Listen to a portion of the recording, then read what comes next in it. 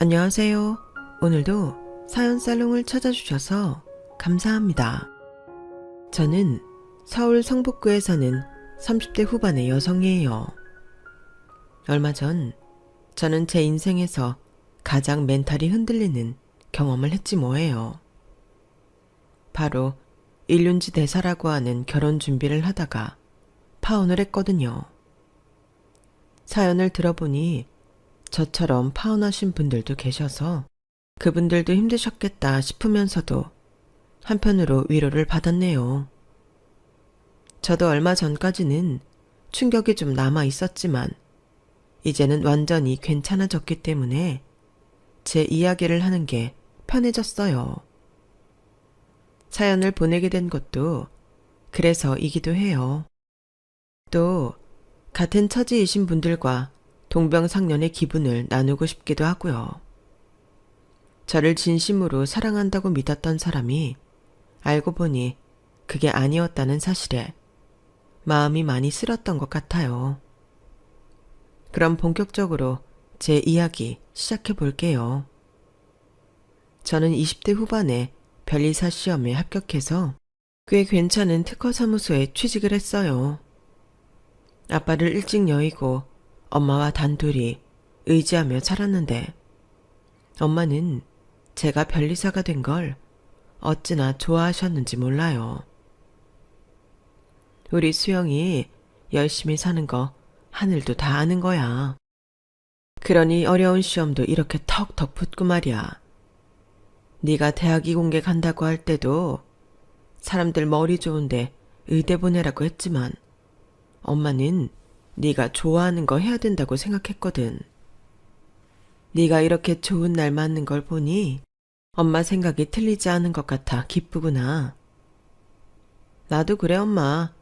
엄마가 늘 나 믿어주고 응원해줘서 다른 애들보다 방황하지 않고 내 적성도 빨리 찾았고 진로 결정하는 데에도 갈등이 별로 없었어.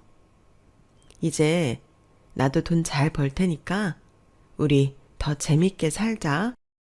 그때부터 저는 30대 대부분을 일에 파묻혀 살았어요. 일 때문에 스트레스도 많이 받는 시대인데 저는 오히려 일이 좋았네요. 그래서 힘든 줄도 몰랐고요.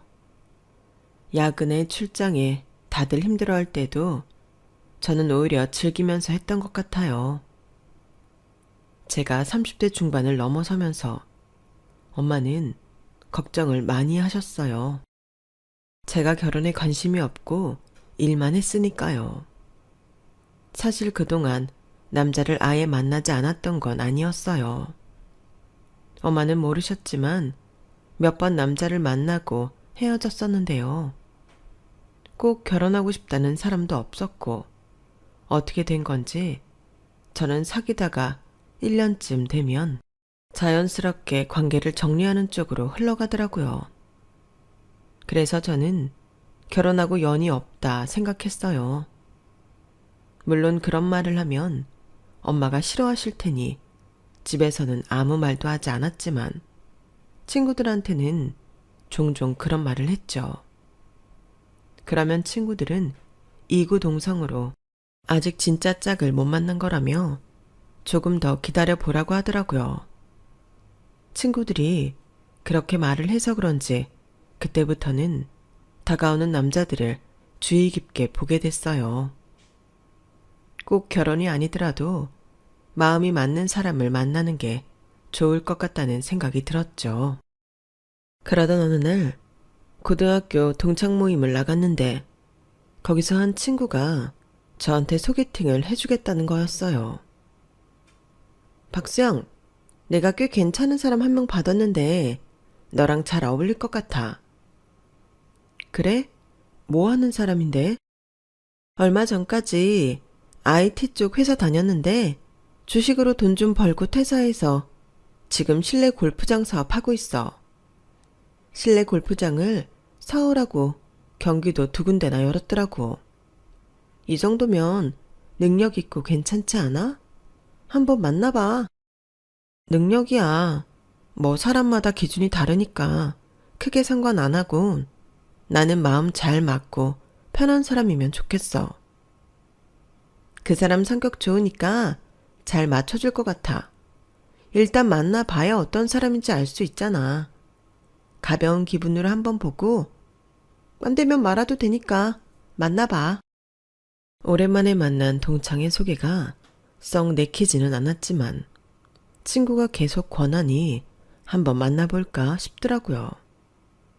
친구가 말한 것처럼 만나보고 아니면 말고 이런 마음이었어요. 그래도 오랜만에 만난 동창 생각해주는 것 같아 좀 고맙기도 했고요.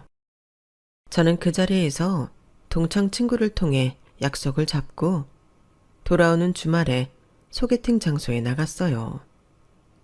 동창 말대로 남자는 인상이 둥글둥글했고 성격도 좋은 것 같았어요. 사업을 하니 많은 사람들을 만나야 되는데 그런 점은 도움이 되겠다 싶더군요.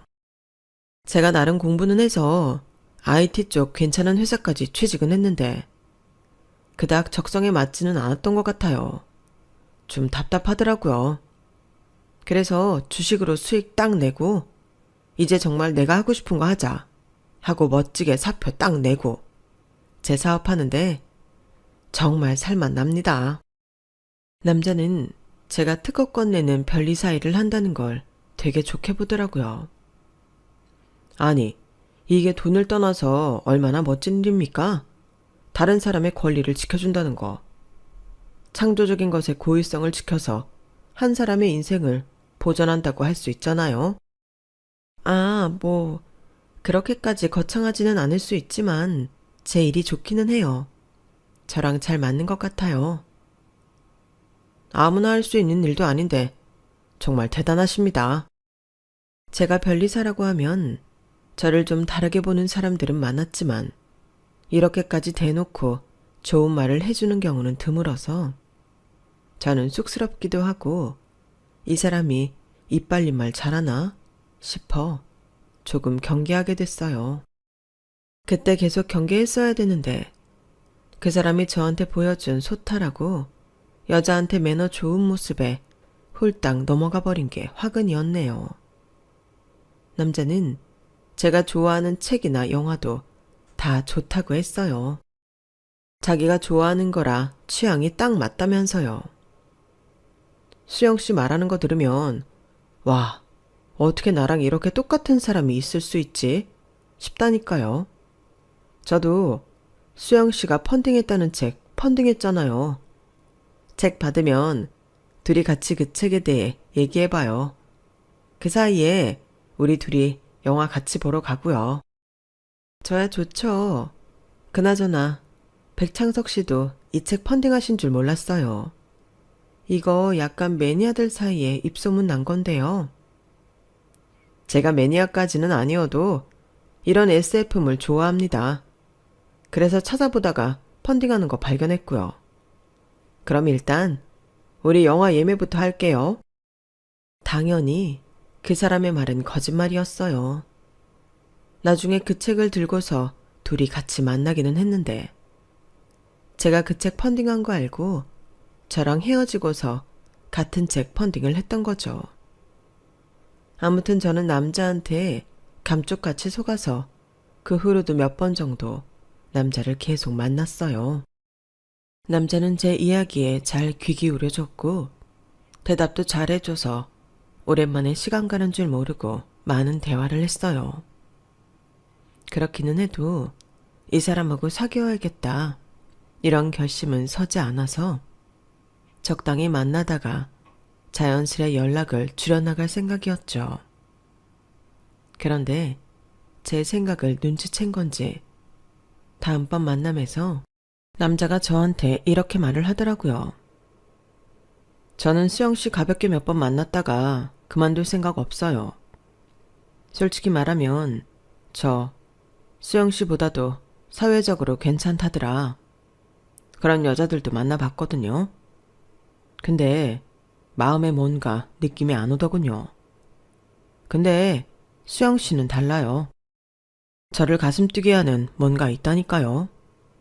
수영씨도 저랑 취향 비슷하고 말 통해서 좋다고 했잖아요. 이렇게 만나기가 어디 쉬워요? 우리 잘해봐요. 저는 솔직하게 시간을 좀 달라고 했어요. 그러자 남자는 꼭 결혼이니 뭐니 안 해도 좋다더군요. 그렇게 말하니 어째 제가 너무 결혼이라든가 인생의 중요한 문제에 소홀한 사람처럼 느껴지더군요. 남자는 계속 저한테 사귀자고 졸랐고 결국 저는 좋다고 말하고 말았네요.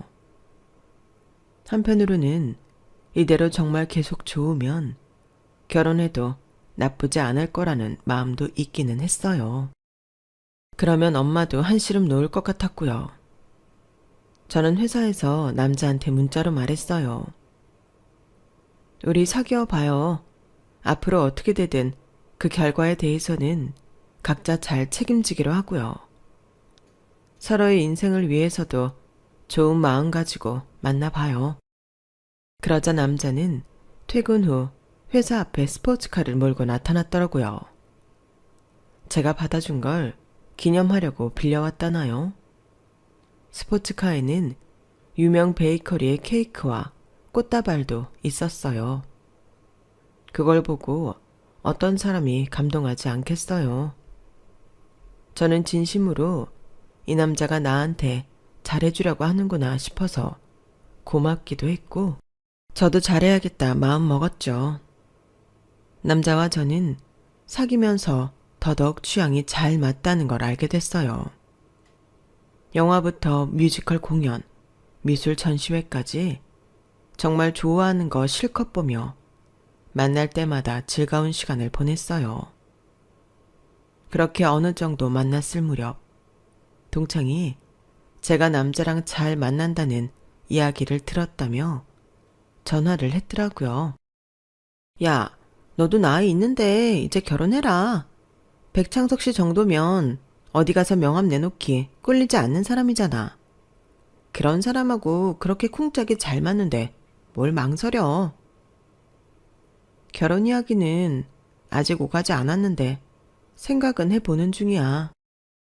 근데 내가 결혼 이야기 하면 창석 씨가 부담스러워하지 않을까? 야, 남자가 미쳤다고 결혼 생각도 없는 여자한테 그렇게 잘해주냐? 가볍게 사귀는 거랑 결혼할 사람 만나는 건 달라. 예전에만 그랬을 거라고 생각하지 마. 사람 본성은 다 거기서 거기지. 너 지금이라도 결혼해. 더 늦으면 결혼 상대 고르는 거 점점 더 힘들어져.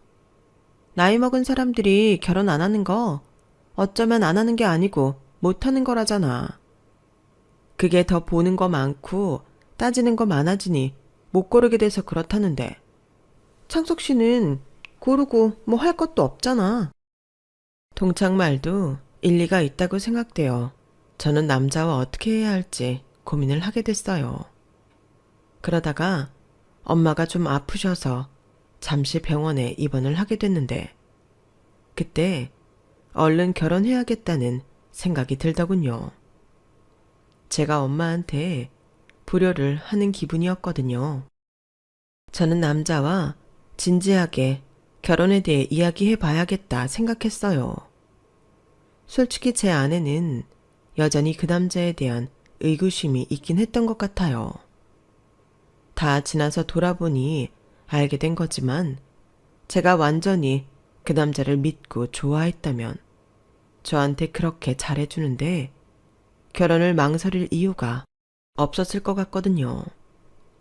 제가 그런 고민을 하고 있는 와중에도 남자는 제가 여자친구라며 SNS에 자랑하는 글도 많이 올리고 저랑 있는 사진도 꽤 많이 올렸어요. 제가 자기의 영혼의 단짝이라며 오글거리는 칭찬도 많이 해놓았는데 그게 제 눈에는 다 애정의 표현으로만 보였네요.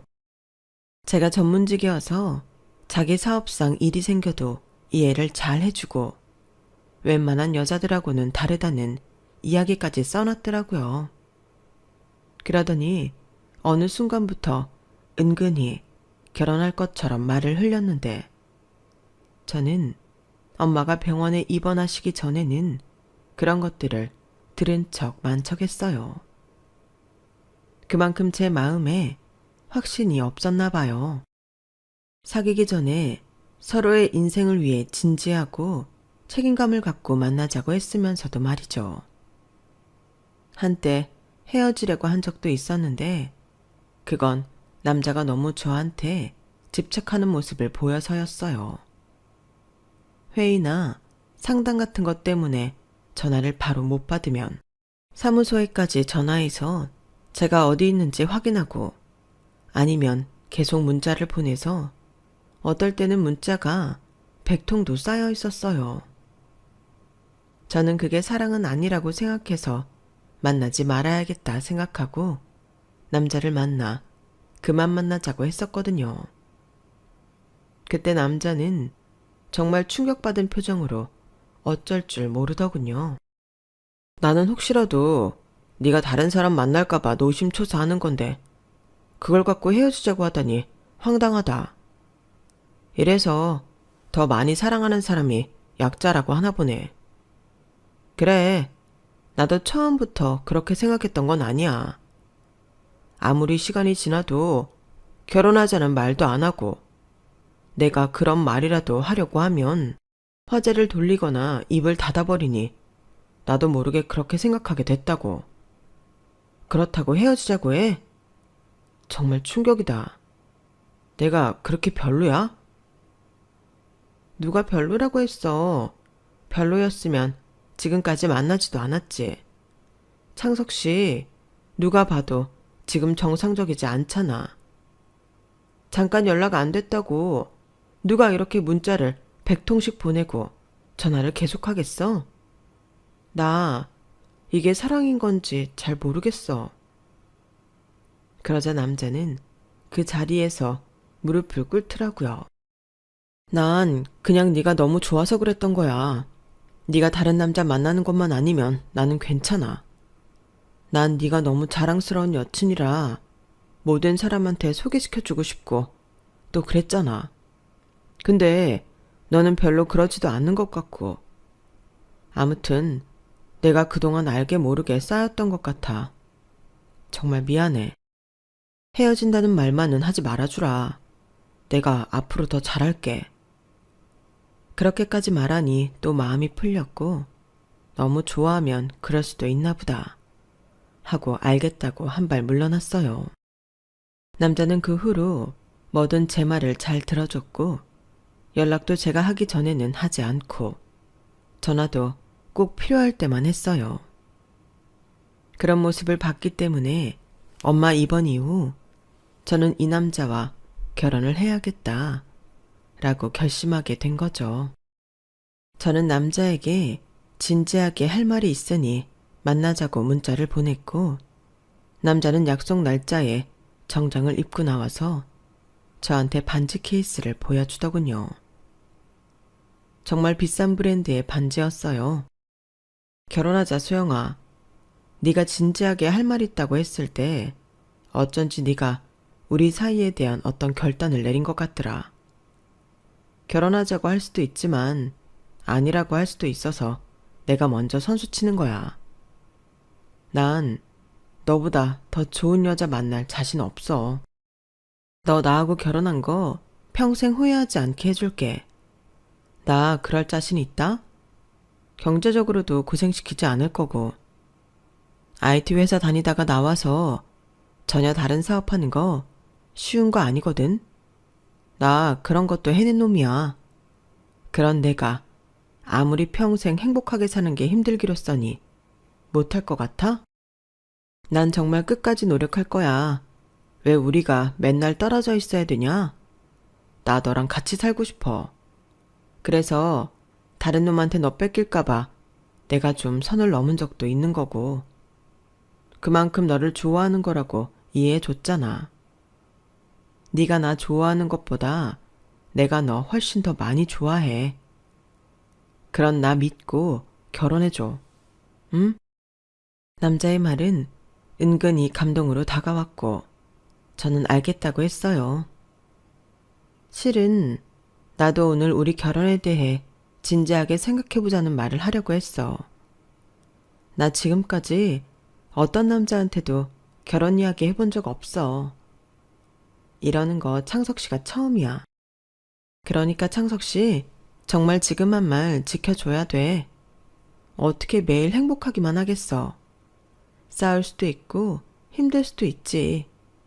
그런 거 다 알지만 창석 씨가 노력하겠다고 한 거, 그 말 지켜줘. 그러자 남자는 너무 좋아서 그 자리에서 벌떡 일어나 소리를 지르고 난리더라고요. 자기 청혼이 받아들여졌다면서 레스토랑 안에 광고까지 해서 참 창피했는데요. 그 덕분에 그 자리에 있는 사람들한테 박수도 받고 레스토랑 측에서 서비스까지 받았었네요. 당시에는 부끄럽기도 하고 기쁜 일이었고 지나고 나면 좋은 추억으로 남겠구나 하는 허망한 생각을 했었네요. 다 남자가 꿍꿍이 있었던 것도 모르고요. 저는 저와 남자를 연결해준 동창한테도 결혼 소식을 알렸고 동창은 너무 잘 됐다며 자기 일처럼 기뻐해줬어요. 이렇게 결혼할 거 진작 하지 그랬어. 너 내가 연결해준 거 알지? 나한테 한턱 쏴라. 아니까 전화한 거 아니겠어? 나도 이런 걸로 입 싹 씻는 사람 아니야. 언제 한번 만나자. 내가 뭐 하나 사줄게. 엄마도 제가 결혼한다고 하니 너무 기뻐하셨고 주변에 축하를 많이 받았네요. 그리고 나서 남자 집에 인사를 하러 갔는데 생각해보니 그때까지 남자 집안에 대해 제가 물어본 적도 없고 남자도 이야기한 적이 거의 없다는 걸 깨달았어요.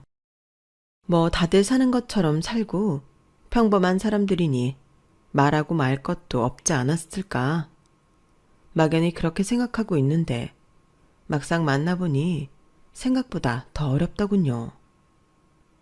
집은 잘 사는 것 같았고 제가 생각했던 것보다 남자 어머니의 인상은 더 고상하고 도도했어요. 남자 어머니는 싸늘하게 저를 맞았는데 딱 봐도 저를 마음에 들어하지 않는 게 느껴지더군요. 제가 뭘 입고 왔는지, 제가 들고 있는 가방이 뭔지, 제가 선물로 어떤 걸 사왔는지 일일이 관찰하는 것처럼 샅샅이 훑어보니 저도 모르게 몸이 굳어졌어요. 너 입고 쓰는 건 그렇게 비싼 걸 사면서 결혼할 사람 집에 오면서 최고급 은코사하고 땡땡땡 백화점 물건도 안 사오는구나. 우리 집 그렇게 만만한 집안 아니다. 라더니 저한테 앉으라는 말도 없이 부엌으로 들어가 버렸어요. 남자 아버지는 그 말을 듣고 비웃듯이 킥킥 웃더니 인사하는 저를 보고는 고개만 까딱하고는 신문을 봤고요. 저는 이런 분위기를 어떻게 해야 하나 난감해서 남자를 쳐다봤죠. 그러자 남자도 제 기분을 눈치채고 자기 아빠 신문을 쓱 걷어가며 한마디 했어요. 아빠, 나 결혼할 여자 데려왔어. 인사하러 왔다고. 근데 이게 뭐야? 적어도 예의는 갖춰야지. 그래서 내가 인사 받아줬잖아. 그럼 된 거 아니냐? 난 지금 신문 보고 싶지. 누구랑 이야기하고 싶지 않다. 그리고 네 엄마가 어떻게 생각하는지가 중요하지. 뭐, 쟤 별로 마음에 안 드는 것 같구만. 그러더니 남자 손에서 신문을 획 채가서 다시 보더군요. 그러지 말고 무슨 말이라도 좀 해. 수영이한테 궁금한 거 있을 거 아냐. 난 그런 거 없어. 난 네 엄마가 좋다고 하면 좋다고 할 거고 네 엄마가 안 된다고 하면 안 된다고 할 거야. 내가 언제 너한테 결혼할 여자 보여달라고 했냐? 아니잖아. 그냥 네가 좋아서 데려온 거지. 그러니까 더 강요하지 마. 라는데 정말 그 자리에서 바로 나오고 싶더군요. 그래도 어떻게 그러겠어요. 민망함을 무릅쓰고 남자가 권하는 자리에 앉았죠. 남자 어머니는 메론하고 망고를 깎아서 갖고 나왔어요. 제가 사온 과일 바구니에는 망고가 없었는데 딱 보니 메론도 제가 산 품종하고 다르더군요. 저는 슬쩍 부엌을 보았고 제가 사온 과일 바구니를 싱크대 옆 바닥에 내려놓은 걸 보게 됐어요. 제가 그걸 보고 적잖이 충격받았는데 남자 어머니가 이러더군요. 이거 먹어봐라. 이게 땡땡땡 백화점에서 사온 건데 저런 과일 바구니하고는 차원이 다른 물건이야. 창석이도 그렇고 우리는 이런 것만 먹는다. 그러니까 네가 직접 먹어보고 뭐가 다른지 느껴보고 다음부터 잘 골라오라고 내가 특별히 먹여주는 거다. 알겠니? 이 정도도 안 하면서 우리 창석이랑 결혼할 생각이면 곤란하다. 그리고 저거 보이니? 저기 걸어놓은 그림 말이야. 저거 우리 창석이 골프장 회원이신 분이 창석이한테 고맙다며 주신 거야. 우리 창석이 덕분에 골프 재미나게 친다고. 저 그림 되게 비싼 거야. 요즘 잘 나가는 젊은 미술가라는데. 너 저런 거 여기서 처음 보겠구나. 듣자 하니 편리사라며. 네가 공부는 잘해서 좋은 직업을 가졌겠지만 이런 거에는 문이 아닐 것 같아. 내가 일부러 가르쳐주는 거니까. 앞으로는 우리 집에 뭐 사올 때 적당히 할 생각하지 말라고. 우리 창석이가 이런 애야. 너만 잘났다고 생각하면 안 된다. 저는 이게 다 무슨 소린가 싶어 황당했어요. 아무리 자기 아들이 자랑스럽기로서니 결혼 때문에 인사 온 며느리한테 이게 할 소린가요? 제 표정이 좋지 않자 남자는 헛기침을 하며 자기 엄마를 말렸어요. 엄마는 그런 얘기 못하러 해. 수영이도 저 정도는 알아. 얘 하는 일이 특허 관련이고 돈 많은 고객도 얼마나 많은데. 그리고 엄마 그런 식으로 말하면 내가 무슨 선물이나 받는 사람으로 오해할 거 아니야. 어디 가서 그런 식으로 말하지 마. 오해는 무슨 오해? 이게 다 네가 능력 있고 잘하니까 선물도 받는 거지. 아무나 받니? 너 잘난 건 잘났다고 말해야 제가 너한테 함부로 안 할 거 아니야. 지 똑똑한 것만 믿고 세상에 지 위에 아무도 없는 줄 알면 못 쓴다. 이런 건 초장에 잘 잡아놔야 되는 거야. 엄마만 믿어. 저는 남자 집에서 저 혼자만 덩그러니 있는 기분이 들더군요. 정말 가슴이 갑갑해지고 남자가 옆에 있어도 같이 있지 않는 것 같았어요. 저 기죽일 거 다 죽였다 싶었는지 남자 어머니는 이제 저희 엄마 얘기를 꺼냈어요. 네 어머니는 밥차 봉사하신다며? 창석이한테 들었다. 아, 네. 저희가 서로 집안 얘기는 잘 안 했는데 어쩌다가 제가 그 말은 한 적이 있네요. 아니, 한 푼이라도 아껴서 재산 불릴 생각을 하셔야지. 딸내미 버림있고 그러시는 거 아니니? 나이 드신 양반이 어디 가서 돈 벌지는 않을 테고. 그런데 힘쓰지 말고 지금부터 주식이라도 배우시라고 그래. 그리고 너 아무리 바빠도 우리 창석이 내조는 확실히 해야 한다. 월급쟁이 아무리 잘 벌어도 잘 나가는 사업가 앞에서는 세 발의 피인 거 알지? 결혼하고 나서 네 마음대로 일 다 해가며 네 멋대로 살려고 하면 안 된다. 엄마, 그만 좀 잡아. 왜 평소보다 더 하는 것 같아? 장모님 밥차 봉사하시는 거 내 사업 홍보에도 좋을 텐데 뭘 그래? 엄마는 너무 모든 걸 돈하고만 연결시키려고 해서 탈이야. 남자의 말에 남자 아버지가 푸하하 웃음을 터뜨렸어요. 네 입에서 그런 말 나오니까 되게 웃긴다 야. 돈하고만 연결시키는 건 너도 마찬가지잖아. 그때 이 집안은 틀렸다 하고 알아차렸어야 했는데 하도 황당한 말만 들으니 제 사고가 멈췄던 것 같아요. 저는 아무 말도 하지 못하고 그저 듣고만 있었어요. 남자 어머니는 남자 아버지를 흘겨보고는 이렇게 이어 말했어요. 너 회사라는 거 언제든 잘릴 수 있는 거야. 그럴 때를 대비해서 계획을 세워놓아야 돼. 그러니까 결혼하고 나면 네 엄마 용돈 드릴 생각만 하지 말고 미리미리 주식이라도 하고 어디 부동산 투자할 때라도 알아봐라. 창석이 사업하다 돈 필요하면 그런 걸로 얼른 대줘야 될 거 아니야. 너 그런 것도 못할 거면 굳이 결혼 안 시켜도 된다. 창석이한테 얼마나 좋은 손자리가 많이 들어오는데. 그러니까 너 정신 똑바로 차리고 살아. 창석이 덕에 편히 산다고 사모님 놀이만 하려고 들지 말란 말이야.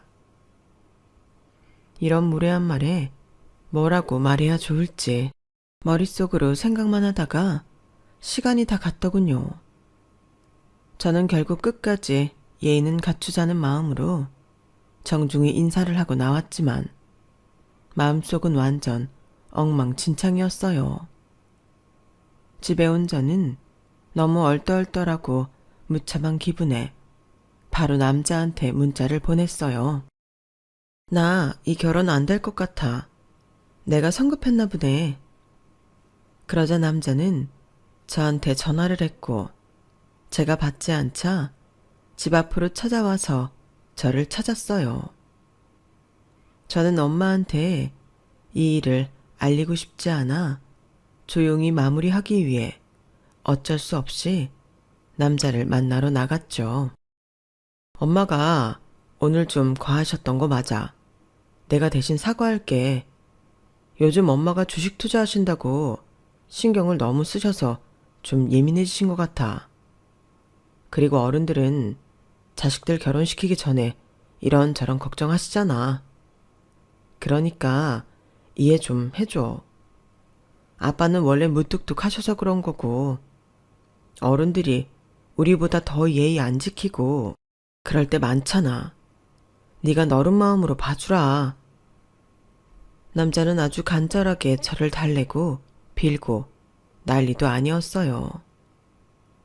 그런 남자를 보니 제가 왜 이 남자와 결혼하려고 했는지 생각났고 시부모님이 어떻든 남자 하나만 보고 살면 된다는 마음에 일단 제가 했던 말은 접기로 했었네요. 그때 남자 아버지가 했던 말을 잘 생각해 봤어야 했어요. 남자한테 돈 생각만 한다고 했던 거요. 하지만 남자 어머니의 말들에 너무 충격을 받아 그 말이 다시 떠오르지 않았던 것 같아요.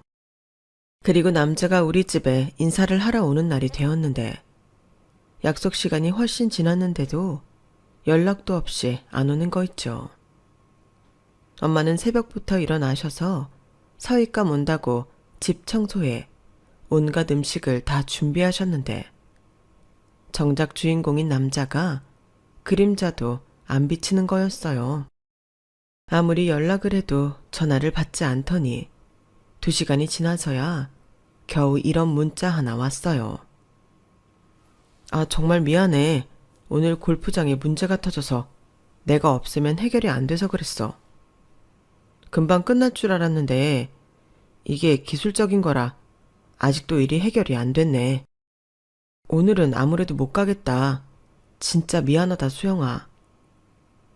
정말이지 저랑 엄마가 순식간에 바보가 된 것 같은 기분이었어요. 하지만 엄마는 사업하다 보면 그런 일이 생길 수도 있다면서 오히려 저더러 남자한테 뭐라고 하지 말라고 하셨어요. 그리고 저와 엄마 둘이 그 많은 음식들을 앞에 두고 늦은 점심을 먹는데 엄마 모습이 어쩜 그리 쓸쓸해 보이는지 제가 죄송해서 말이 다 안 나오더라고요. 저는 아무리 생각해도 이건 아니다 싶어 분노의 문자를 보냈네요. 그럼 좀 더 일찍 연락을 줄 수도 있었잖아. 우리 집 오기로 약속이 돼 있었는데 잠깐 시간을 내서 연락을 못해? 그럴 거면 아예 진작에 연락을 했어야지. 2시간도 넘게 기다렸는데 이게 뭐 하자는 거지? 그래놓고 또 연락이 없네. 뭐 결혼하기 전에 우리 집 기강 잡겠다는 건가? 창석 씨 부모님도 그렇고 기분 나쁘게 해놓고 무조건 이해하라는 것 같고 내가 창석 씨 믿고 결혼할 수 있겠어? 진짜 연락할 형편이 안 됐어. 이리저리 사고 터지고 회원들 항의하니 제정신 아니었다고. 오늘 처음 온 VIP 회원도 있는데 골프장 그 지경인 거 내버려 두고 갈 수는 없잖아. VIP 회원 잡는 거 어려운 거 알지? 그 사람들한테 잘못 보여서 회원권 물린다고 하거나 다른 데로 가버리면 어떡하냐? 사업이 그냥 손 놓고 보고 있다고 되는 거 아니잖아. 수영이 너 여태까지 내가 일하는 거 다 이해해줬잖아. 그래서 이번에도 잘 이해하고 넘어가 줄 줄 알았지. 솔직히 나도 좀 섭섭하네. 내가 찾아가 뵐 거야. 남자는 이틀 후 정말 불쑥 집에 찾아와서는 엄마한테 죄송하다고 정중하게 사과를 했고 엄마는 괜찮다고 좋은 말씀만 해주셨어요. 하지만 제 마음속에는 이미 남자 때문에 스트레스가 쌓여 있었어요. 게다가 저는 남자 부모한테 대접다운 대접도 못 받았는데 엄마는 그저 잘해주시기만 하니 속상하긴 하더라고요. 그래도 엄마한테 남자 부모님이 저한테 어떻게 했는지 말할 수는 없었어요. 얼마나 속상하시겠냐고요. 어쨌든 저와 남자는 부모님들과 상의를 해서 상견례 날짜를 잡고 음식점 예약을 하기로 했어요. 그런데 남자 어머니가 저를 따로 보자고 하시더군요. 저는 남자 어머니를 저 혼자 만나는 게 영 내키지 않았지만 안 만날 수도 없고 참 난감했어요. 그래서 남자한테 연락을 해보았지만 남자는 답이 없더군요. 전화를 해도 받지 않았고요.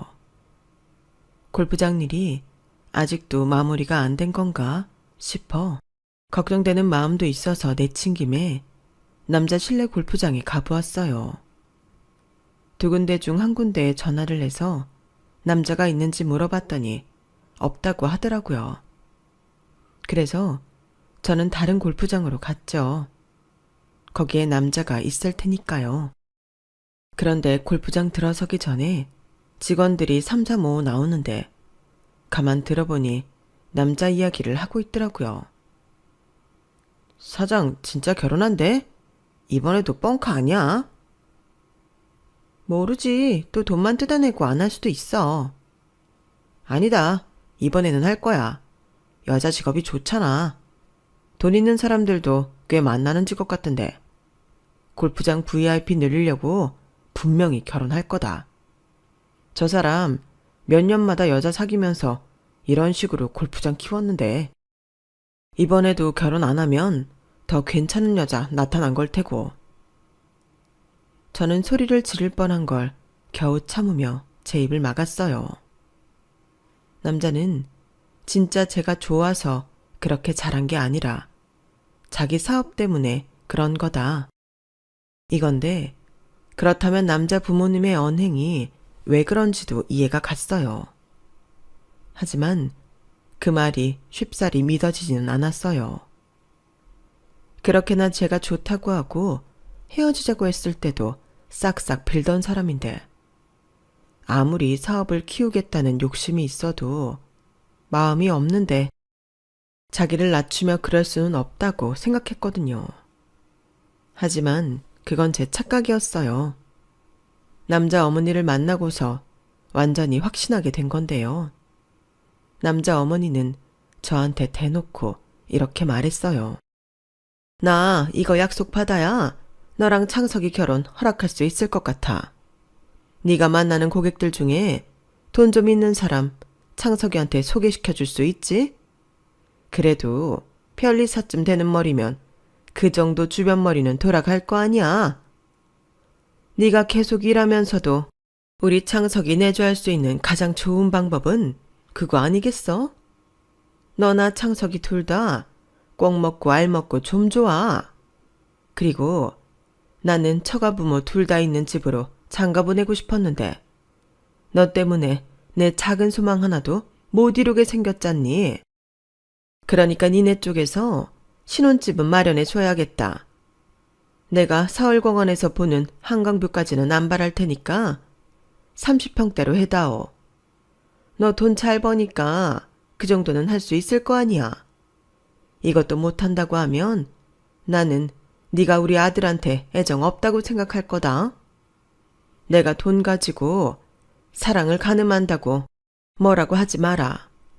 원래 마음 가는데 돈도 가는 법이야. 저는 이 모자가 나를 뜯어먹으려고 진짜 작정했다는 걸 느꼈어요.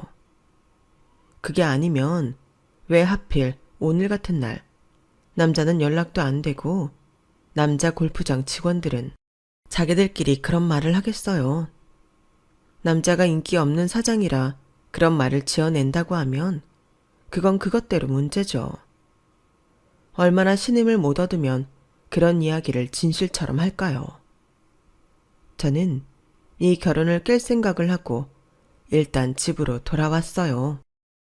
그리고 엄마한테 남자 어머니가 좀 전에 했던 말과 전에 남자 집에 갔을 때 그 부모가 저한테 어떻게 했는지 어쩔 수 없이 털어놓아야만 했어요.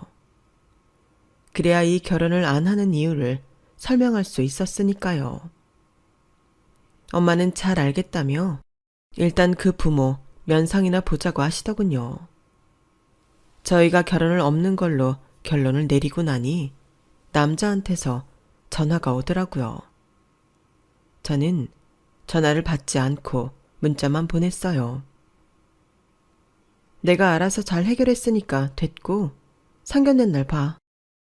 그리고 상견례 날 저희 모녀는 마음을 단단히 먹고 약속 장소로 나갔어요. 남자와 남자 부모님은 아주 촌스러울 정도로 화려하게 오만치장을 다 하고 나왔더군요. 오히려 없어 보일 정도로 말이죠.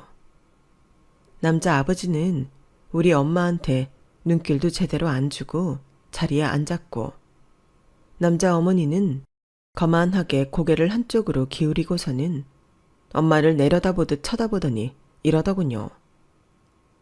사실 우리가 많이 손해보는 혼사입니다. 30대 사업 이렇게 잘 나가는 애들 어디 흔해요? 그쪽에서는 따님이 제일 똑똑한 것 같겠지만 절대 그렇지 않답니다. 부모가 자기 자식만 잘난 줄 알면 큰 코 다쳐요. 네, 너무 잘나고 똑똑한 아드님이어서 제가 밥차 봉사하면서 만난 분들까지 접촉해서 골프 회원권 팔아먹은 것 같네요. 게다가 골프장에는 제가 밥차 봉사하는 사진까지 걸어놓고 홍보용으로 써먹는다죠? 그런 게 잘난 거면 저는 잘나지 않은 제 딸이 훨씬 낫다고 생각합니다.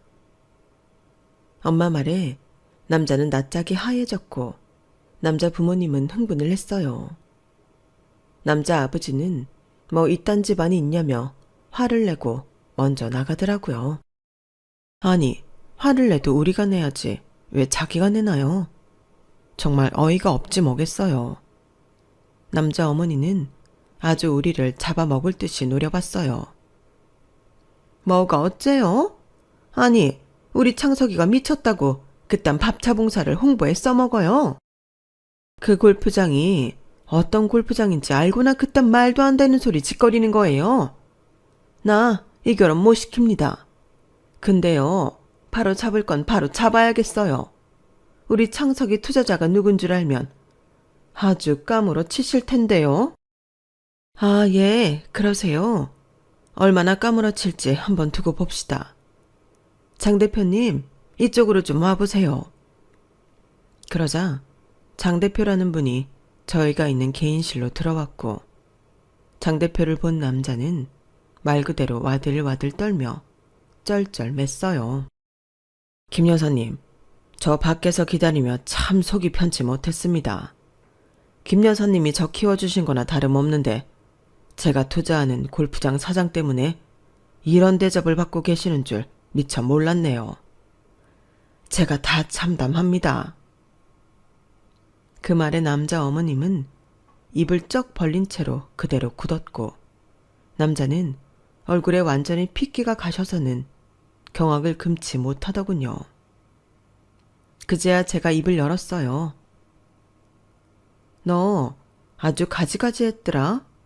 나한테서 이야기 들었던 고객들 전화해서 골프장 홍보하고 VIP 회원권도 꽤 팔았던데 네가 내 남편이라고 아주 뻥도 쳤더라. 어떤 고객들은 내가 벌써 결혼한 줄 알고 있어.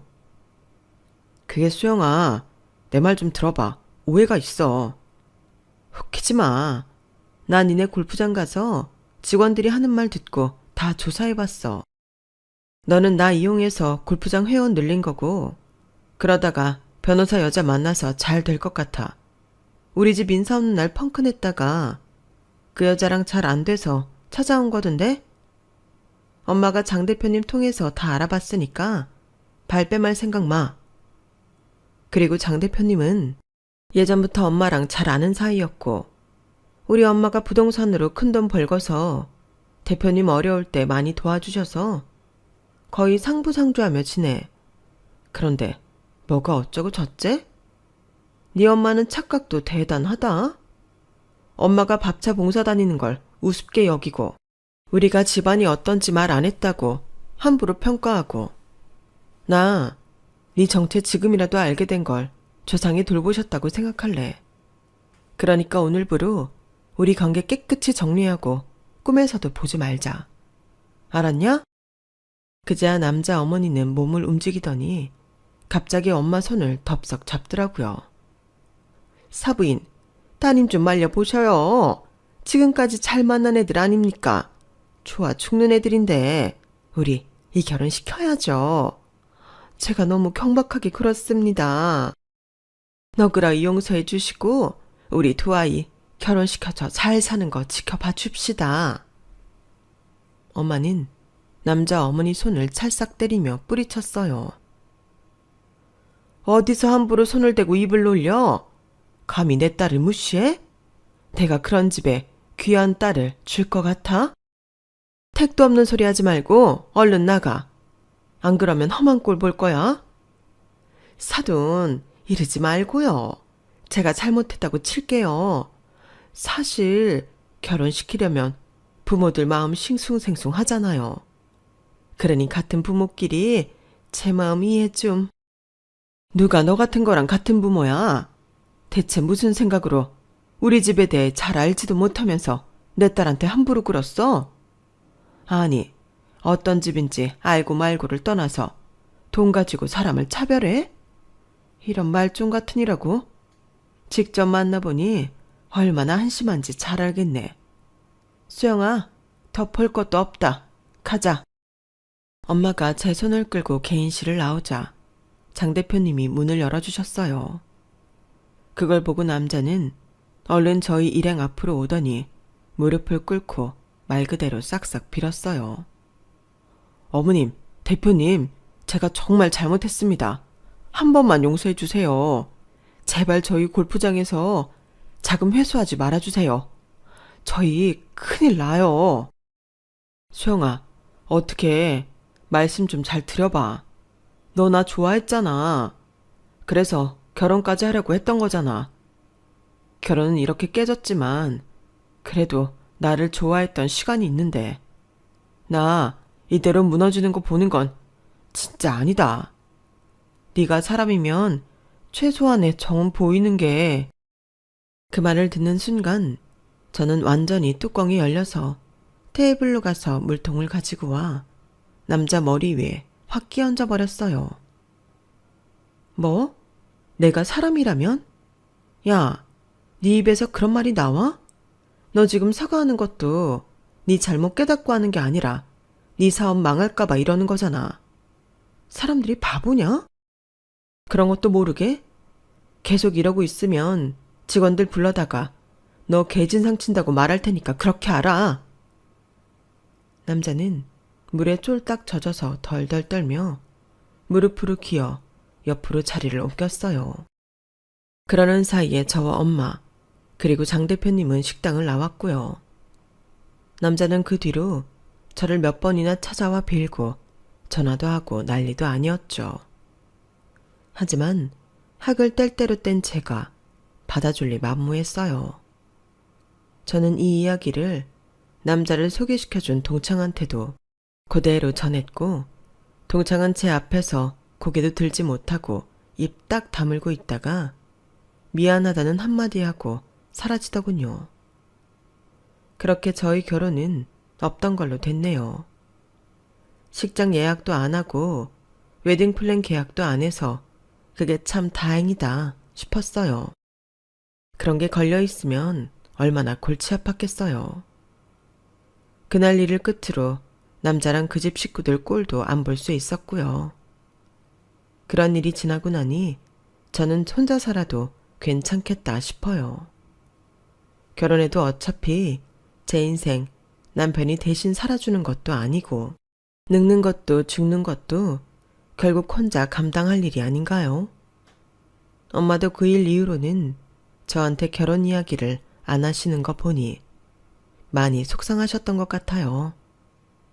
그래서 요즘은 계속 엄마와 여행도 많이 가고 잘해드리려고 노력하고 있어요. 제 이야기는 여기까지예요.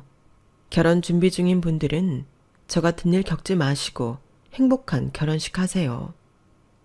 다들 가족들과 행복하시고요. 감사합니다. 여러분, 사연 댓글에 응원과 현명한 조언 부탁드려요. 좋아요와 구독은 저에게 큰 힘이 됩니다. 오늘도 좋은 일 가득하세요.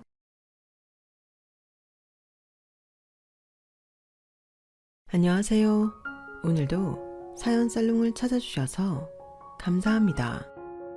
저는 서울 동대문구에 사는 30대 중반의 여성이에요. 저는 오빠가 하는 사업에 투자를 해서 꽤 많은 수익을 얻었어요. 그리고 얼마 전부터는 저도 오빠 회사의 한 일원으로서 현장에서 같이 일을 하게 됐죠. IT 쪽 일인데 저는 홍보팀에서 편집과 촬영 쪽을 총괄하고 있죠. 오빠는 유명한 기업에 다니다가 자기만의 노하우를 축적한 뒤에 바로 사업에 뛰어들었는데요. 원래 머리가 좋아 장학금도 놓쳐본 적이 없고 대학 때는 학생 주식대회에서 입상도 많이 하는 정말 능력 있는 사람이에요. 진짜 제 오빠라서가 아니라 굉장히 똑똑한데 성실하기까지 해요. 그런 오빠에게 제 앞으로 상속받은 돈을 투자했다고 남편하고 시댁에서 얼마나 거품을 물며 난리를 쳤나 몰라요. 뭐 집안 말아먹으려고 작정해서 돈을 마음대로 썼다는데 제가 저한테 상속된 돈을 오빠 사업에 투자했다고 이혼 이야기까지 들먹이며 저를 천하의 몹쓸 사람으로 만든 남편과 시댁한테 아주 질릴 대로 질렸고요. 그래서 그 인간들 소원대로 이혼해줬죠. 그 사람들은 제가 많은 돈을 벌었다고 하자 태세전환 하더라고요. 하지만 속내가 너무 보여서 더는 같이 못 살겠다 싶었어요. 이제부터 본격적으로 그 이야기를 해볼게요. 저는 어느 작은 채널에 촬영 및 편집자로 입사해서 12년 정도 일을 했어요. 겉보기에는 작았지만 대기업 계열이었고 성과급이나 명절 상여금도 잘 나오는 편이었어요. 회사 근처에 계열사 아파트가 생기자 그 아파트에 들어가는 사원한테는 지원해주는 돈도 나왔었고요. 그게 대기업의 장점이라면 장점인 것 같아요. 물론 일의 완성도나 요구하는 수준은 높았고 압박도 세서 꽤 힘든 건 사실이었지만 그래도 제가 좋아하는 일이라서 재미있게 잘 다니고 있었어요. 저는 저대로, 오빠는 오빠대로 좋은 회사에 취직해서 아빠가 돌아가시기 전에 사업 때문에 진 빚을 전부 갚았어요. 그게 제가 회사 들어가고 8년째 되던 해였고요. 저는 그 사이 기획 PD 위치에서 일하게 되었죠. 그렇게 열심히 살다 보니 결혼은커녕 남자를 제대로 사귄 적도 없었어요. 오빠도 여자 안 만나고 일만 한 건 마찬가지인데 엄마는 오빠보다 저를 더 안타깝게 생각하셨어요. 인서야, 혹시 회사에 괜찮은 남자 없어? 아무리 빚 갚느라 정신 없다고 해도 남자도 사귀고 했어야지. 친구들한테 누구 좀 소개시켜 달라고 해. 뭐, 때가 되면 다 만나지 않겠어? 나보다는 오빠가 먼저 결혼해야지. 오빠는 그래도 남자라 그런지 알아서 잘 만나겠지 싶은데 너는 그냥 놔두면 결혼 안 할 것 같이 생겨서 그래. 엄마 생각이 정확했던 게 저는 결혼은 해도 좋고 안 해도 좋다고 마음 먹고 있었거든요. 정말 마음에 드는 사람이 아니면 굳이 결혼할 필요 없다고 생각했어요. 하지만 엄마는 제가 남자 만나 결혼하고 아이도 낳고 알콩달콩 사는 걸 보고 싶다고 노래를 부르셨어요. 하긴 저나 오빠나 학교 다닐 때부터 제대로 놀아본 적이 없긴 해요. 제가 중학생 때 아버지가 돌아가셨고 그러면서 집에 큰 부채가 생겼는데 그때는 정말 평생 걸려 그 돈을 다 갚을 수 있을지 막막했거든요. 엄마가 외삼촌이 하는 부동산 회사에 들어가서 열심히 일하시긴 했지만 이자 내는 것만도 벅찰 지경이었어요. 외삼촌이 이것저것 도와주시긴 했어도 저희의 생활이 전으로 돌아가기에는 많이 부족했고요. 저와 오빠는 그때 정신 똑바로 차려야 된다고 다짐했고 대학 때도 공부와 아르바이트 과외 이런 걸로만 바쁘게 보냈어요. 오빠도 저도 20대 때는 돈 버는데 모든 시간을 다 바쳤죠. 하지만 그렇게 산 덕분에 저희는 빚을 다 갚을 수 있었고 모든 빚을 청산한 날 저희 가족은 조촐하게 잔치를 벌였어요. 그동안 저희를 많이 돌봐주신 외삼촌도 함께 불러서요. 외삼촌은 결혼하고 몇 년 안 돼서 외숙모가 병으로 세상을 떠났는데요. 그 이후로 재혼하지 않고 혼자 살고 계셨어요.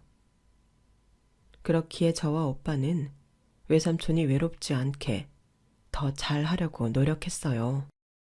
아무튼 그런 시간을 보내고 난 후에 만난 사람이 남편이에요. 대학 동창 소개로 만났는데 남편은 좀 보수적인 사람이었지만 저한테는 참 잘해주었기에 저는 점점 마음이 끌렸어요. 결혼에 시큰둥한 저에게 남편은 끈질기게 청혼을 했고 저는 결국 그 사람과 결혼을 하게 되었어요. 남편은 저와 결혼하고서 통장에 돈이 착착 쌓인다고 좋아했어요. 인서야, 우리 금방 집 살 수 있겠다. 우리 여유자금 모이는 거 봐. 에이, 그래도 집 너무 빨리 사지는 말자. 여기 전세도 32평형이고 나쁘지 않잖아. 아이 생기면 돈 들어갈 때 엄청 많대. 너무 급하게 결정하지 말고 차근차근 모아보자. 언젠가 우리가 살만한 집이 괜찮은 값에 나오지 않겠어? 인서 너는 진짜 객관적으로 판단 잘하는 것 같아. 이럴 때마다 내가 결혼을 얼마나 잘했는지 실감하게 된다니까. 라며 저를 대단하다는 눈빛으로 보고는 했어요. 남편은 대기업은 아니었지만 출판 쪽에서 꽤 이름 있는 회사에 다니고 있었고 장래에는 자기 출판사를 내고 싶어 했어요. 제가 남편보다 버는 돈이 많았지만 그걸로 기죽지 않으려고 꽤나 애를 쓰며 살았죠. 그즈음 회사에서는 경영난을 이유로 임원을 감축한다는 소문이 돌았고 저는 아무래도 연차가 높은 사람들이 나가게 되지 않을까 걱정이 됐어요. 하지만 다행히 그런 일은 일어나지 않았는데요. 그럼에도 저는 그런 소문이 돌던 두어 달 동안 많은 생각을 하게 됐어요. 지금이야 아직 회사에서 필요로 하는 사람이라고 해도 언젠가는 나가야 되는데 그럼 그때는 어떡하나 싶더라고요. 제 고민을 들은 남편은 이런 말을 하더라고요. 요새는 1인 회사도 많이 차리던데 그런 거 해보는 것도 괜찮잖아. 그렇게 일하다가 회사 좀 다니다가 나 출판사 독립하면 우리 회사에서 나오는 책 내용들 영상 만들어서 올려줘도 되고. 1인 회사? 말이 좋아 1인 회사지. 그게 얼마나 힘든 건데. 회사 차린다고 퇴사했다가 얼마 안 돼서 다른 데에 취직하는 사람들도 되게 많아. 그거 말처럼 쉬운 거 아니야. 그럼 다른 좋아하는 일은 없어? 그런 거 찾아서 차근차근 준비해보는 것도 괜찮을 것 같은데. 남편과 그런 말이 오고 가도 저는 딱히 마음에 두지 않고 있었어요. 그러던 중에 외삼촌이 갑자기 돌아가셨어요. 오빠와 엄마도 그렇지만 저는 생각보다 충격을 많이 받았어요. 앞으로 더 잘해드리고 싶었고 저는 나름대로 외삼촌과 엄마와 함께 여행 다닐 계획도 짜놓았었거든요. 내 인생의 계획이라는 게 이토록 한순간 허무해질 수 있다는 것도 충격이었고 이별이라는 게 정말 예고 없는 거구나 하는 생각에 마음이 더 힘들었던 것 같아요.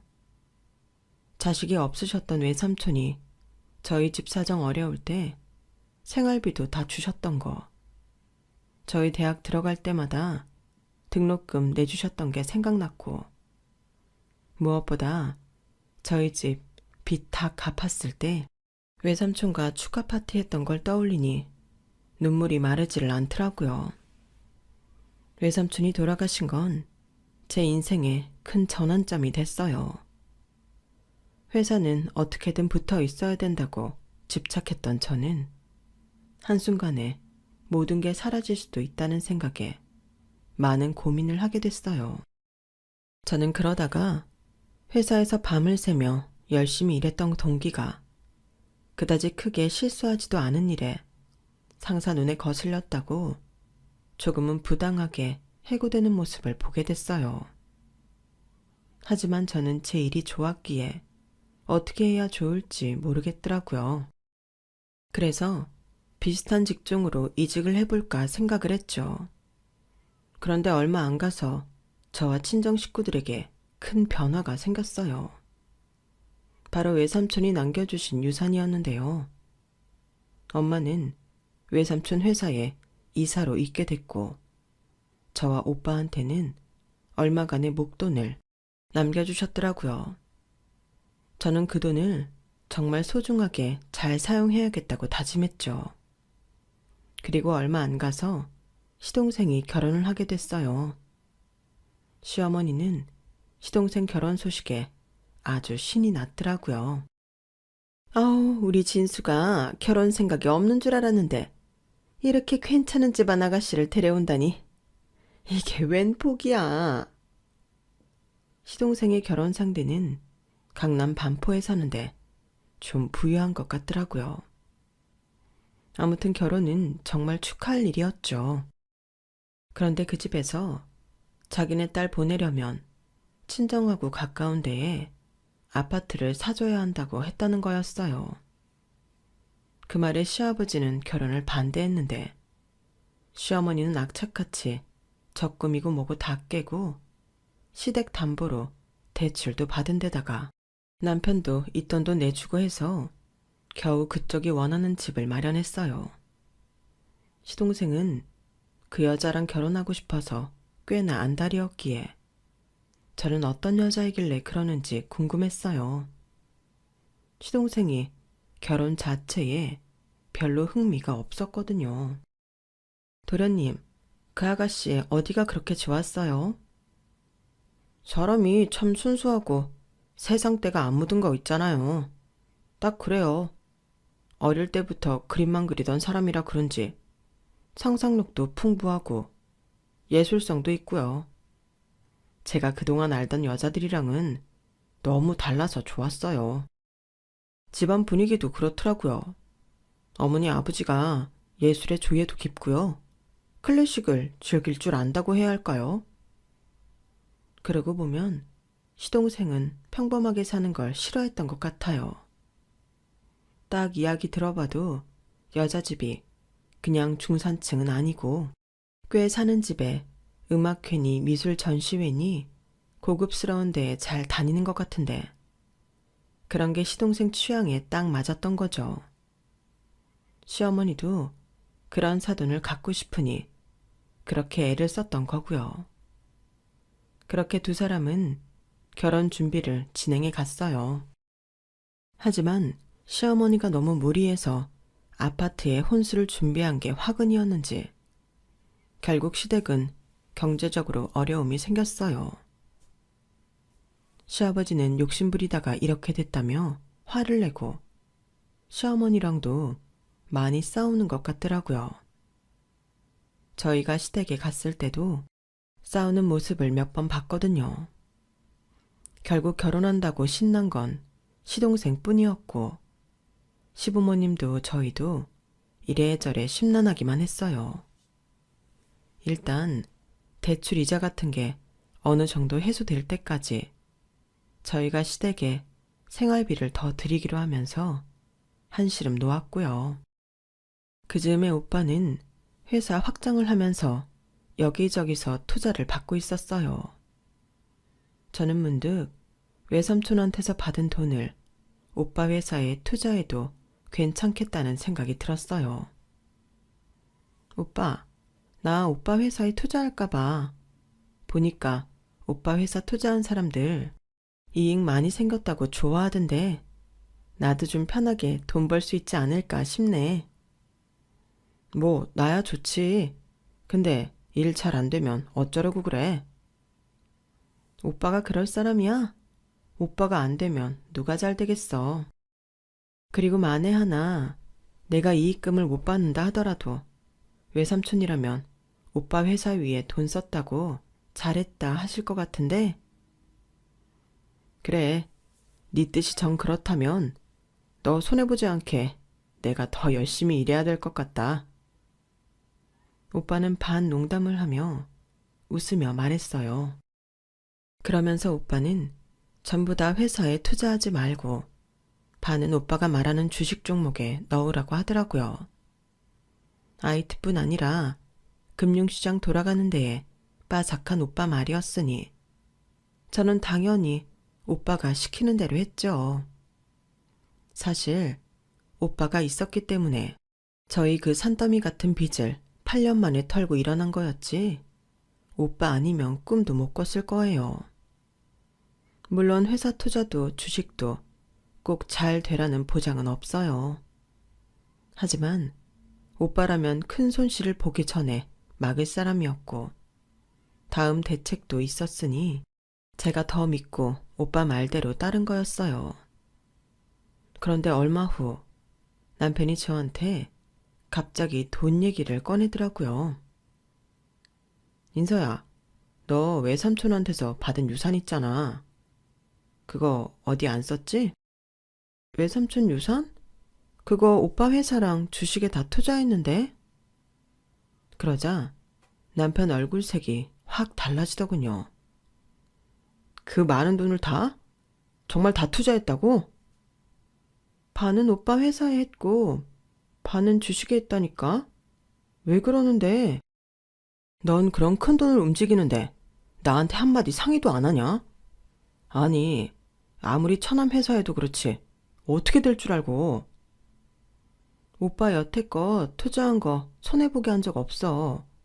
주식도 오빠가 사라는 거 샀고 오빠가 계속 모니터링 해준댔으니까 너무 걱정하지 않아도 돼. 그리고 진호씨, 이건 내 유산인데 왜 상의했니 안 했니 그런 말을 해. 애초에 진호씨도 나보고 다 알아서 하라고 했잖아. 진호씨 돈 아니잖아. 야, 네 돈 내 돈 가르는 거야? 너 지금 나 무시해? 아무리 네가 받은 거라도 그렇지. 남편한테 말 한마디 없이 네 마음대로 처리하는 게 어딨어. 무시라니. 난 그런 생각한 적 없어. 그리고 오빠 회사 투자였고 주식 넣은 건데 그게 이렇게 펄펄 뛸 일이야? 나야말로 이해 안 되는데? 남편은 처음 제가 유산을 받았을 때부터 저보고 알아서 하라고 했던 사람이었어요. 제가 받은 거니 잘 간수하라면서요. 그러니 이제 와서 저러는 게 너무 이해가 안 됐죠. 하지만 남편은 한 번으로 끝내지 않고 계속 따지고 들었어요. 아니, 돈을 그냥 통장에 넣는 거하고 투자하고 같냐? 자칫 잘못하면 돈 다 날리고 패가망신하는 게 투자야. 아무리 처남이 사업을 잘하고 주식에 재능이 있다고 해도 사람 일 어떻게 될 줄 알고. 인서 너 오빠 좋은 일만 시키고 너는 땡전 한 푼 못 건질 수도 있는 거잖아. 그런 걱정은 접어도 나는 여태 오빠랑 뭐 해서 손해본 적 한 번도 없고 오빠 회사에 투자한 사람들도 다들 이익금 많이 받고 좋아하는 거 봤거든. 이거는 오빠를 위한 게 아니라 내 미래를 위해서 한 거라고. 아니, 그런 게 어떻게 미래를 위한 거야? 아무 보장이 없는데. 솔직히 말해, 처남도 장사꾼이야.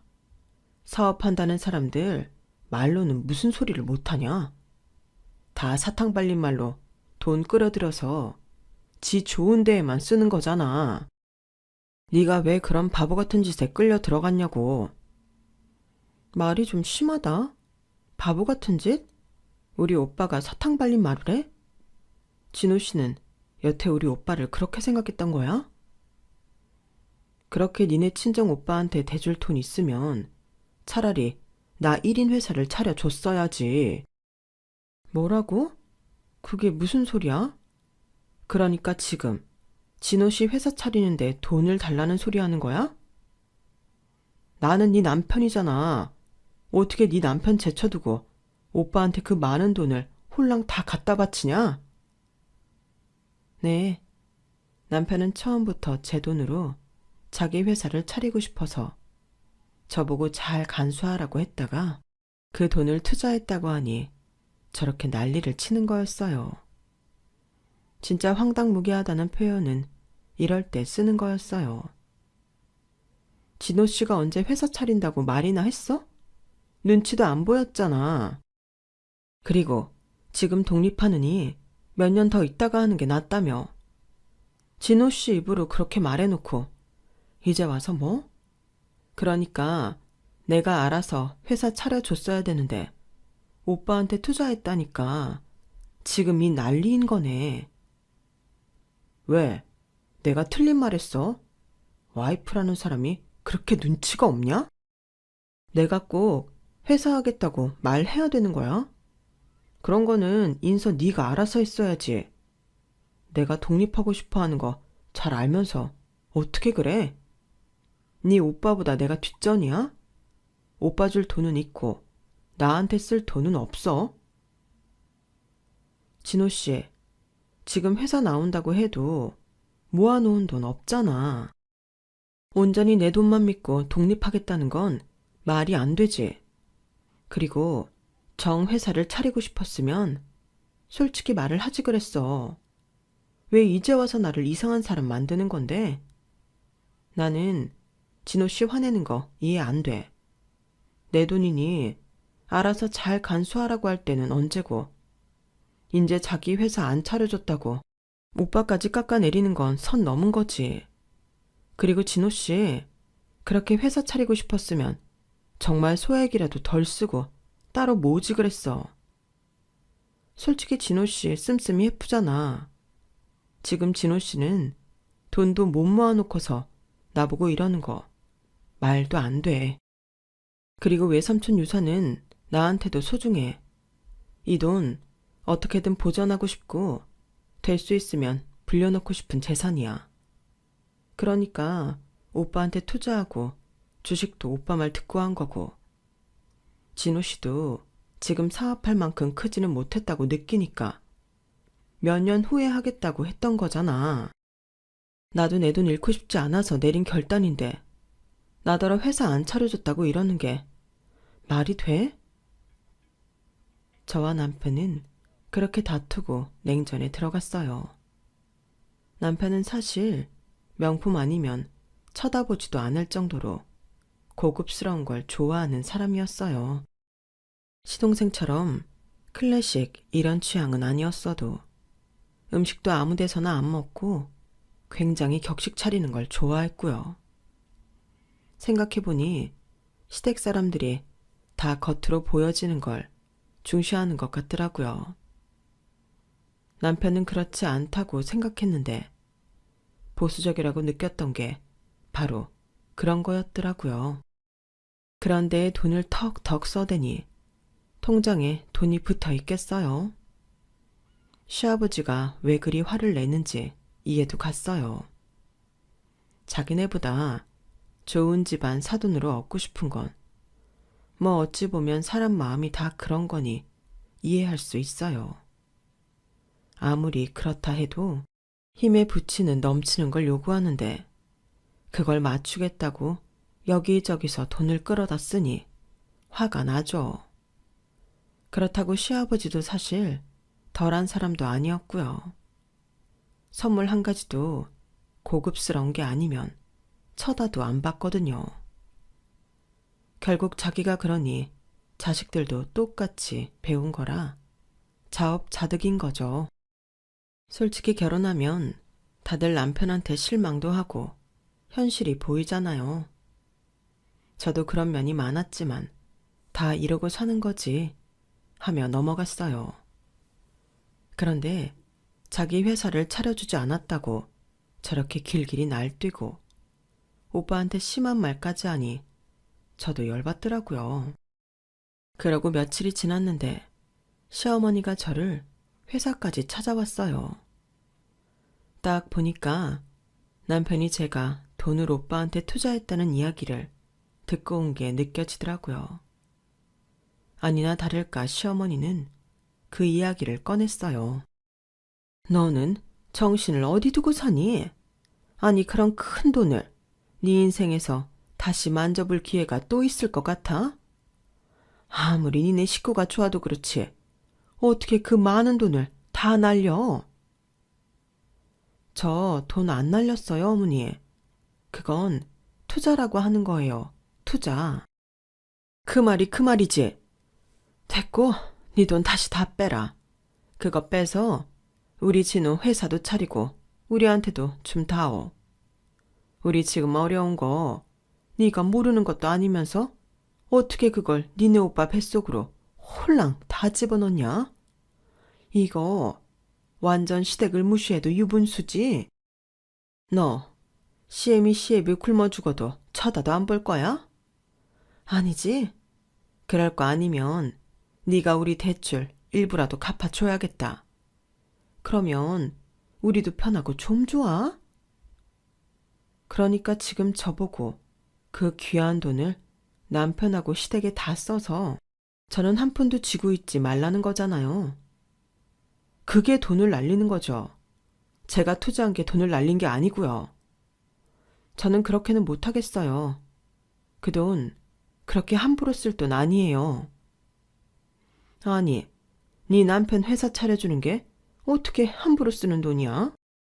그리고 네 시엠이 힘들어서 허덕이는데 그거 도와주는 게 없애는 거니? 어쩜 너는 생각하는 게 그 모양이냐? 그럼 그 돈들이 다 저한테 돌아오나요? 아니잖아요. 어머니 그 돈 다 꿀꺽 하실 거고 진호 씨도 자기가 모아놓은 자금 없는데 제 돈으로 얼마나 버티겠어요. 1인 출판이요. 그거 살아남으려면 그쪽 바닥도 나름 치열하다고요.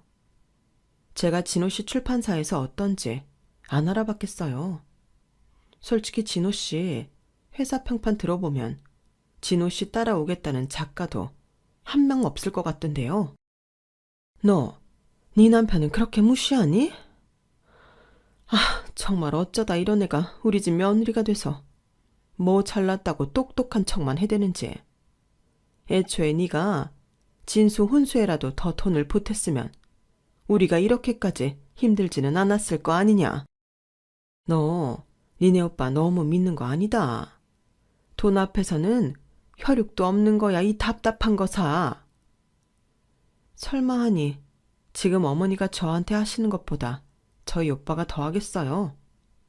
진호 씨도 마찬가지고요. 더 하실 말씀 없으면 저 들어가 볼게요.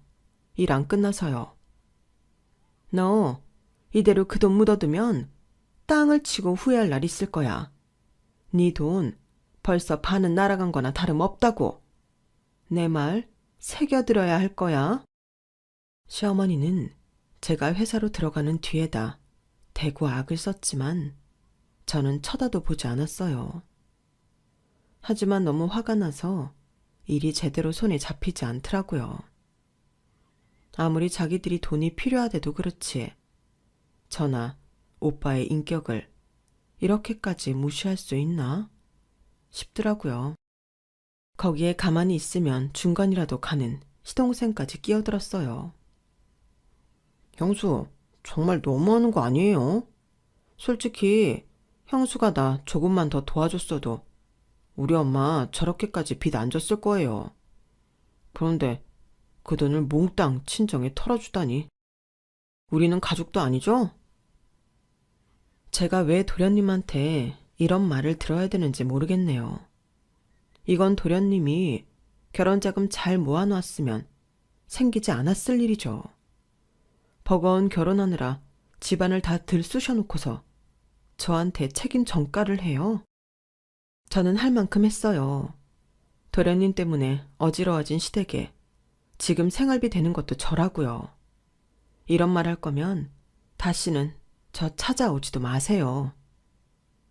형수, 나중에 다 후회할 거예요. 저 결혼하고 나면 그래도 처거덕에 잘 나갈 건데 그때 빌붙지 마시라고요. 걱정 마세요. 저 지금까지 어디 빌붙어서 살지 않았으니까요. 저는 너무 어이가 없어서 다시는 안 봐도 좋다는 심정으로 시동생을 돌려보냈어요. 그랬더니 시어머니한테 전화가 오더군요. 야, 그래 너 잘났다. 내가 어쩌다가 저런 걸 큰 며느리로 둬서. 네가 그깟 생활비 몇 푼 된다고 요새 떤다 이거지? 그래, 너 얼마나 잘 먹고 잘 사나 보자. 네 오빠한테 돈 다 털려서 거지가 돼도 국물도 없을 줄 알아. 나도 너한테 한 푼도 안 남길 거니까. 어차피 어머니 물려주실 것도 없잖아요. 저도 화가 나서 그렇게 말하고는 전화를 끊어버렸어요. 그러자 퇴근하고 온 남편이 저한테 또 씩씩거리더라고요. 너는 어떻게 엄마한테 그런 말을 할 수 있어? 네 시어머니야, 시어머니. 세상에 어떤 며느리가 그따위로 말을 해? 진수한테도 그렇고. 너는 우리 가족에 그렇게 우스워? 그게 아니고 당신네들이 나를 우습게 보는 거잖아. 자기들 위해서 돈 안 썼다고 사람을 이렇게 몰아세워? 이게 정상이야? 와, 이인서, 너 이런 애였냐? 진짜 이런 끔찍한 사람일 줄은 꿈에도 몰랐다. 돈 지 오빠한테 다 물려서 털리고는 시댁 사정에는 나 몰라라 하는 게 며느리 맞아? 나 돈 털리지 않았고 나 잘못한 거 없어. 이런 식으로 돌아가면서 쪼아대는 것도 괴롭힘이야. 와, 너는 집안 식구들이 하는 말도 그따위로밖에 못 받아들이냐? 얼마나 네가 답답하면 다들 이러겠냐. 너를 좀 돌아볼 줄 알아. 내가 뭘 돌봐야 되는데?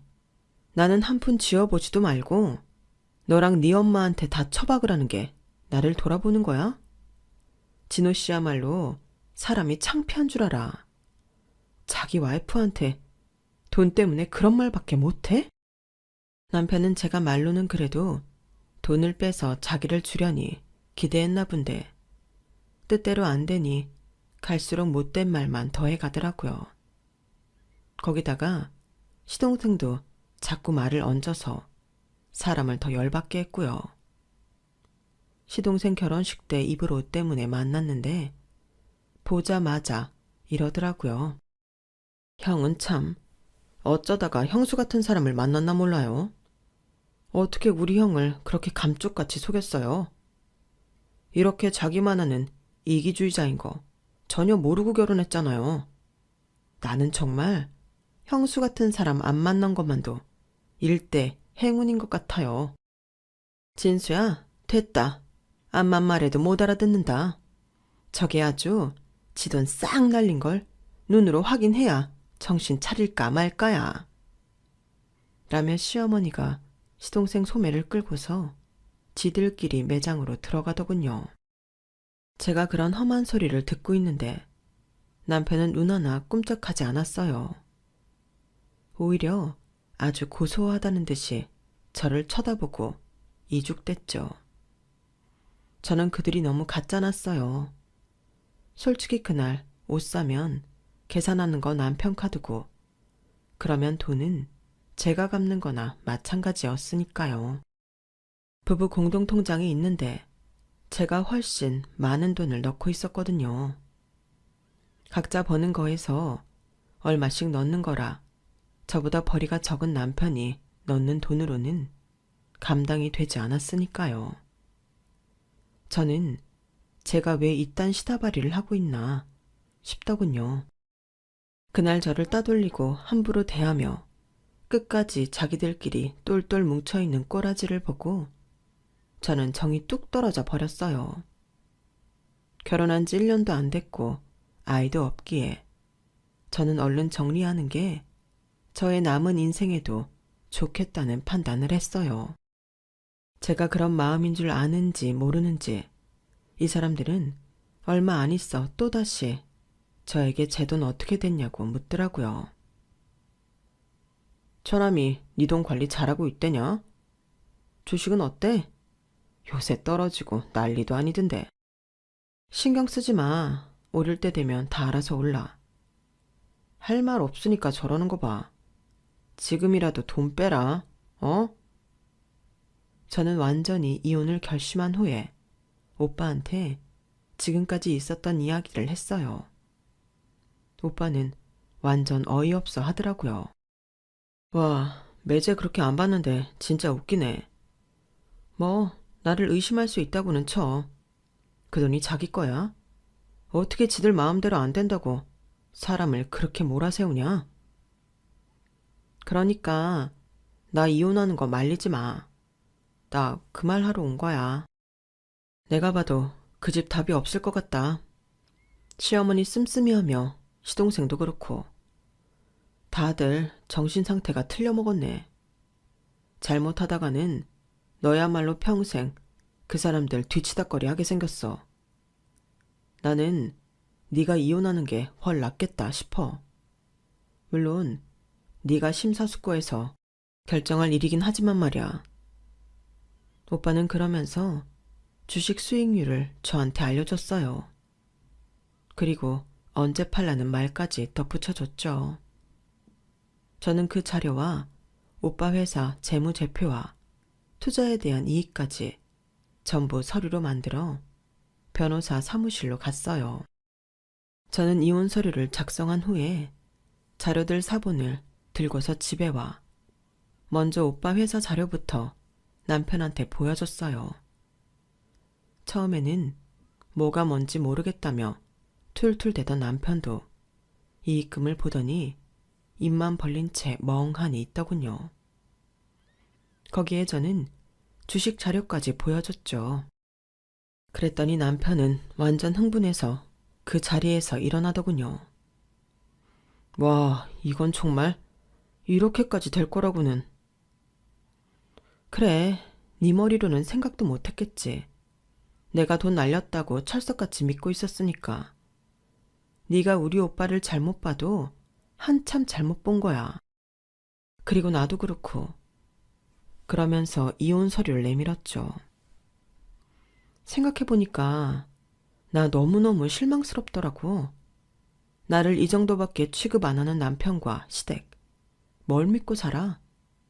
앞으로의 내 인생이 걸려있는데 자기네한테 돈 안 줬다고 사람을 몰아세우고 아주 저주에 가까운 말도 서슴지 않는데 거기다 남편이라는 인간은 한술 더 뜨고 말이야. 그래서 나도 이렇게 안 살기로 결심했어. 남편은 이혼 서류를 보더니 아주 미치려고 하더군요. 야, 내가 언제 이혼하겠어? 너 정신 차리랬지. 너 지금 나 쇼크 먹으라고 이러는 거야? 너야말로 심하다. 내가 미쳤다고 그딴 짓 하고 있니? 가만 보니까 이거 보통 문제 아니더라.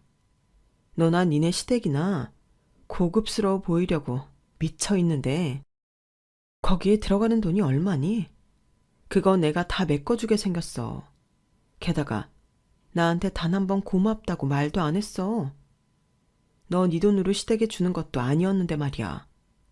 그런데 내 유산 니네가 받아 처먹지 못해 안달이었지. 나한테 뭐 하나 해주는 거 없으면서. 제일 웃긴 게 도련님이야. 집값냥으로 결혼 준비도 못하면서 어따 대고 큰 소리야. 내가 왜 바보같이 이런 집에서 살아야 돼. 이기적이다. 어쩌다 저런 며느리를 얻었냐. 그런 말을 들으면서 말이야. 야, 식물들도 자기한테 좋은 말 해주면 더 건강하게 잘 큰다는데 나도 좋은 말 듣고 살아야 하지 않겠어? 너랑 더 살면 나야말로 병날 것 같아서 더는 안 되겠어. 지들 수준은 모르고 고급 타령만 하는 인간들 따까리 안 한다고. 그 정도는 아니지 않냐? 뭘 그렇게 심하게 말을 해. 니들이 뭘 했는지도 모르는구나. 진심 인간 이하다. 생각해봐. 너 니네 엄마, 니 동생 나한테 그동안 어떻게 했어? 우리 오빠에 대해 뭐라고 말했어? 니 동생은 그러더라.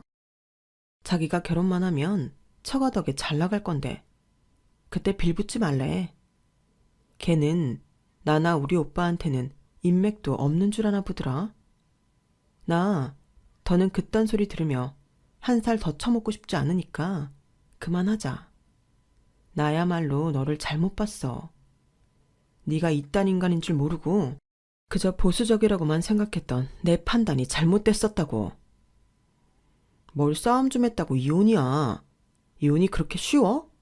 내가 속상했던 건 맞아. 속상하니까 그런 말도 할 수 있는 거잖아. 너 막말로 이혼녀 되면 뭐가 좋은데? 사람들 아닌 척해도 뒤에서 다 말 나오고 그래. 그렇게 살고 싶어? 너랑 사느니 그게 훨씬 낫겠다. 이 이중인격자야. 제 뜻이 확고하다는 걸 알자 그제야 남편은 빌기 시작했어요. 인서야, 화 풀어. 미안해. 우리 이쯤에서 그만하면 안 될까? 너 섭섭하게 했던 거 사과할게. 내가 처남한테도 못할 소리 했어. 나 이제 처남 의심하지 않을 테니까. 내가 처남이 이 정도일 줄은 몰랐지. 그럼 다 너 같은 수준인 줄 알았니? 일단 우리 저 돈 다 찾지는 말고 매달 나눠서 받으면 어떨까? 그리고 돈 생기면 또 맡기자. 그러면 좋겠다. 그치? 야, 정신 차려. 우리 오빠가 무슨 네 펀드 매니저인 줄 알아? 너랑 안 산다고 이 인간아. 저는 마지막까지 돈만 챙기는 소리를 하는 남편한테 치가 떨렸어요. 결국 저랑 살고 싶다는 것도 다 그 돈 때문인 거잖아요. 돈이 중요하지 않다는 게 아니에요. 당연히 중요하죠. 그런데 저보다도 오빠보다도 돈만 아는 거잖아요. 너 솔직히 내가 깡통차길 바랬는데 돈 많으니까 아차 싶은 거잖아. 네가 한 말이 있는데 거기다 대고 돈을 맡겨놓자고 하냐? 넌 돈 앞에서는 배알도 없구나. 그런 인간이 어떻게 회사 차릴 예비자금도 못 모으고 이러고 있어? 내가 우리 오빠도 봐서 아는데 너는 사업하기는 글러먹었어. 내가 전처럼 그냥 넘어갈 줄 알았나 본데 착각하지 마. 너네 속 다 보고 완전 정 떨어진 지 오래야. 나는 누가 나더러 이혼녀라고 뒷말해도 상관 안 해. 그건 그 사람 생각일 뿐이고 나는 나니까. 내 건강과 행복이 먼저야. 남의 눈 같은 거 그 다음이라고. 한 번 사는 인생 남의 눈에 맞춰서 살면 그게 무슨 소용이야? 나를 위해서라도 너랑은 꼭 이혼해야겠으니까 그렇게 알아. 야, 인서야, 이러지 말고 다시 한번 생각해봐. 네가 사과하라고 하면 얼마든지 할게. 이렇게 유치하게 나오지 마. 진수가 한 말도 내가 사과할게. 응? 엄마한테 섭섭한 것도 내가 엄마더러 사과하라고 할게. 유치한 건 너지, 이 인간아. 이혼이 장난이니? 나 장난 아니야. 너 진짜 속물도 이런 속물이 없다. 내가 진짜 비싼 값 치르고 인생 공부한다. 그러니까 당장 여기서 나가. 나도 이 집에서 나갈 거고 바로 부동산 내놓을 거니까 그렇게 알아. 나 이혼하는 거 우리 오빠랑 엄마도 다 알아. 그러니까 너도 니네 집에 가서 이혼한다고 제대로 말해. 내 등골 빼먹으려다가 실패했다라고 하라고. 저는 미리 챙겨놓은 남편 짐을 내놓았고 저도 짐을 들고 나와버렸어요. 그동안 받았던 스트레스에 모욕 이런 걸 생각하니 울컥하고 치밀어 올라 너무 힘들어 엄마한테 가기 전에 혼자 식당에 들어가 밥을 먹으며 한잔 했네요. 그날을 생각하면 한편으로는 시원하면서도 제가 그동안 너무 바보같이 산 것 같아 씁쓸했던 게 떠올라요. 시어머니나 시동생도 싫었지만 마지막까지 돈 가지고 태세 전환하는 남편 때문에 완전 열이 받았었죠. 제 수익이 많은 걸 보고 완전 눈이 뒤집혀서 매달 받자는 둥 그딴 말을 하고 있는 게 정말 어이없었으니까요. 이혼 소송을 하는 동안 남편과 시어머니는 어떻게든 제 마음을 돌리려고 별 수작을 다 썼지만 저는 꼼짝도 하지 않았어요. 한 번은 엄마가 시어머니한테 큰 소리까지 쳤고요. 그러게 애 있을 때 잘하지 그랬어요. 우리 인서 같은 며느리 둬서 싫다고 했다면서요. 그래놓고 이제 와서 왜 이래요? 인간 진짜 추한 거 그쪽 보고 알게 됐네요. 이혼 소송은 제가 승소를 하며 끝났고 남편은 저한테 위자료를 물어줘야만 했어요. 이래저래 지출만 많아지니 남편은 법원에서도 오만 짜증을 다 내더라고요. 시동생은 제가 이혼 소송하는 중에 결혼을 했는데 얼마 전 이혼했다고 하더라고요. 여자가 시동생이 돈을 너무 써서 못 살겠다고 집을 나가버렸다고 해요. 그 많은 돈을 써가며 결혼했는데 끝이 이혼인 건 자업자득이라고 생각해요. 저 역시 사람 잘못 알아본 비싼 인생 수업을 치르게 된 거고요. 아무튼 저는 그때의 일을 교훈 삼아서 앞으로 더 신중하게 살려고 해요. 제 이야기 들어주셔서 다들 감사해요. 들어주신 분들 다들 행복하세요. 여러분, 사연 댓글에 응원과 현명한 조언 부탁드려요. 좋아요와 구독은 저에게 큰 힘이 됩니다. 오늘도 좋은 일 가득하세요.